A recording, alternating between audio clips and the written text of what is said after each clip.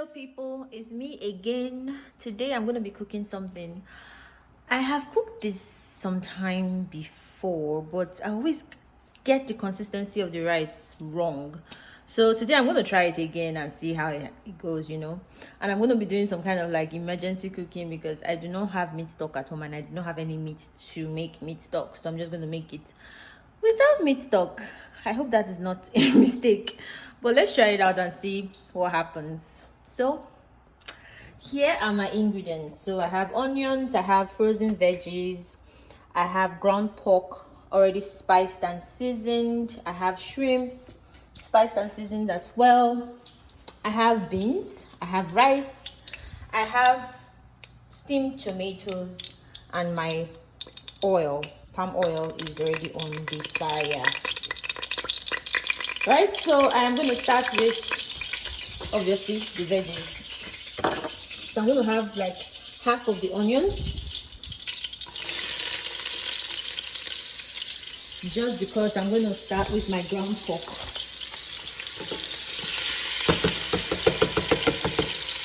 It's so hard to record these videos and hold my phone at the same time, but I'm going to try and see how it goes. So what I want to do is just to ensure that my meat is properly cooked before I add anything else into the mix. So that's what I'm doing. And I put a little bit of the onions first, just so that it can add some flavor to the ground pork. Palm oil makes you feel like as if everything you're cooking is so delicious. The scent is just, the aroma is just wonderful anytime you're cooking with palm oil. But apparently it's not a very good oil to use to cook if you have high cholesterol. So keep that in mind. So next will be to add my shrimps. So basically cooking all my raw stuff to ensure that they are properly, like, almost done, like before I add anything else, because you know how these things go now. If you start adding stuff when your meat is not ready, it might never get ready, or at least it might not get ready in the way you want it to. So I like to do this first before anything else. I know you guys are watching and are like, what exactly is this girl cooking? Some of you may already know, but you are just wondering because this is not the way you usually do yours. But it's me. I like to put my spin on everything. I like to put my spin. I don't just like cooking things in the general way that's usually been done. So I always do my things differently. I mean, it's always trial and error. Like, if I finish cooking and it's completely tasteless, at least I will know what to do differently the next time. So that's how I cook. I'm very experimental with my cooking. Okay, so we're going to add the remaining veggies, onions, mixed veggies, frozen mixed veggies. I use this when I'm just so lazy. I don't feel like cutting any fresh stuff. Makes things really fast. Okay. So we have this, which is already looking so good. I mean, I can just serve this as a sauce or a side and put rice by it, right? Doesn't it look that good? But that's not what I'm doing today. But that's just giving me an idea for something else. So maybe some other time I will do that because this looks so good. So up next will be to add my tomatoes. I'm adding tin tomatoes and I'm also adding the steamed fresh tomatoes. Most people say, oh, why didn't you just fry your tin tomatoes first, blah blah blah blah blah. See, the thing about cooking is, I don't know, I'm not a professional chef or anything, but I've figured out over the years that it's not every time before me, oh, there's a particular procedure for something. Anything can work. It's the same fire. You understand? I know some chefs, will watch this and be like, this is a travesty. This is absurd. But I've cooked delicious dishes over the years, and not just once I taste by myself and say, oh, it's delicious. People have actually testified that they are delicious, and I didn't have to use any particular procedure. I just did that the spirit willed. Alright, so I'm going to add my tomatoes now.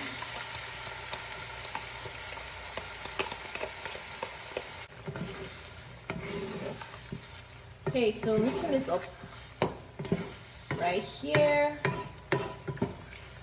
I'm gonna allow it cook or simmer for some time. Now, if you notice, I'm not really adding any spices yet because the beef or the pork was spiced, the shrimp were spiced, and we all know that tomatoes has its own spices. So what I like to do is I like to finish putting almost all my components of a particular meal inside the pot first and allow it simmer, and then taste after, just to be sure that I'm not over spicing it, if that makes sense. So I hardly ever put spices at the beginning of my dishes. I wait, to like halfway, when I'm sure that there's no individual component that might add to the spicing. Like for instance, I boiled my rice with salt, I boiled my beans with salt. So typically that might already be enough to do this cooking, right? So I do not want to overdo it by now adding spices at this point. So I'm going to wait a little bit and see how that goes before I add any spices. So we're going to add our steamed tomatoes now. Guys, I'm sorry for this quack recording I'm doing now. I need both hands. Okay, so you see this again, looks completely delicious. I don't even need to do anything else if I didn't want to, So at this point, we're basically done with the food, right? When people spend hours in the kitchen, I just wonder, like, is it that you didn't prep your ingredients beforehand or what? Because I found that if you have the right cooking apparatus and the right utensils, cooking is really very fast. I don't know, guys, tell me if you disagree with me, but I feel like cooking can be really, really fast. Obviously, there are certain foods that you have to wait. For instance, when I was boiling my beans, I had to literally put it on fire and go do something else. But you just have to decide when you want to cook your stuff. You don't say, oh, dinner is by 7 and then you start boiling your beans by 6 o'clock. You're going to definitely waste time and you're never going to do it on time. Cooking takes planning, right? You don't just wake up and decide, oh, I'm going to cook. You have to think about it. You have to decide, oh, what am I cooking? What are the ingredients necessary? Does anything need any pre-prepping? Does anything need to be marinated? Those things take time. So if you don't plan for your cooking, you're going to waste time and you're going to be hungry and just end up rushing and cooking trash. So at this point, our sauce is like almost ready. All that is left now is to add my beans first. Now I usually add my beans first because when I was boiling it, I didn't boil it to be completely done, and we all know that beans can be harder than rice sometimes depending on how you boil it. So I deliberately boiled my beans to be harder than my rice. So I'm going to put my beans first so that at least that can start cooking before I add my rice last. And that also helps me to know, okay, do I need to add more water? What do I need to do to make things better? Cooking is all about trial and error, right? These things, you learn them as you practice them. My favorite dish is beans, so I know exactly how I like my beans cooked. I know exactly how the consistency is supposed to be. The thing that gives me problem is rice. I do not understand it, especially when I'm cooking rice as a component of another dish. For instance, when I'm cooking fried rice or jollof rice. If I'm cooking white rice, obviously it's easy to just decide what the consistency is going to be. But with the other ones, where there are other components like vegetables and tomatoes and oil, I always just get it wrong. So hopefully today I get it right. And even if I don't get it right, I mean, we move, right? So I'm going to drain a little bit of this bean water.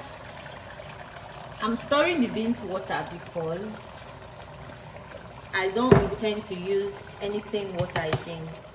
The beans water is already very flavored, so why, you know, not use it in the dish? I mean, as long as you properly wash your beans before boiling, you know, like what I do is allow my beans boil for like 10 minutes, drain out the water, and then add fresh water for it to continue boiling. So it's almost like the water is totally clean. I think I'm just going to add everything, you know, so that I can start mixing up real good. Now I'm going to taste. Okay, so we definitely need pepper. So I'm going to be using my black pepper and dry pepper, red pepper, sorry. So the black pepper is usually really strong. If you know me, you know I love pepper, so I'm sure you should not be alarmed by the amount of pepper I'm putting in. Now I'm putting these pepper flakes just mostly for the color, you know. I don't think it's as strong as our Nigerian pepper. So then I think I'm going to add a couple of cubes of no. Now the thing is, as much as I love cooking, I don't like cooking the same thing over and over again in a very short space of time. So if you notice, I'm cooking a very large quantity right now, and this is probably going to last me for like a week or two, depending on how I eat it. I really like to do my meal prep. I hate cooking every single day. I love cooking, but I don't want to do this shit every day. So I usually just ensure that I have a variety of food in my refrigerator, especially for lunch. Lunch is the wahala time for me. I can skip breakfast, I can skip dinner, I can eat just a boiled egg for breakfast. But lunch, that's when my stomach starts to rumble. So I have to eat properly. I think at this point it is safe to say that I should put in the rice. Guys, if you're an expert in cooking rice, tell me if I'm making a mistake here, but I just feel this is the point. Okay, so I'm going to reduce the heat so that this food can cook evenly at this point.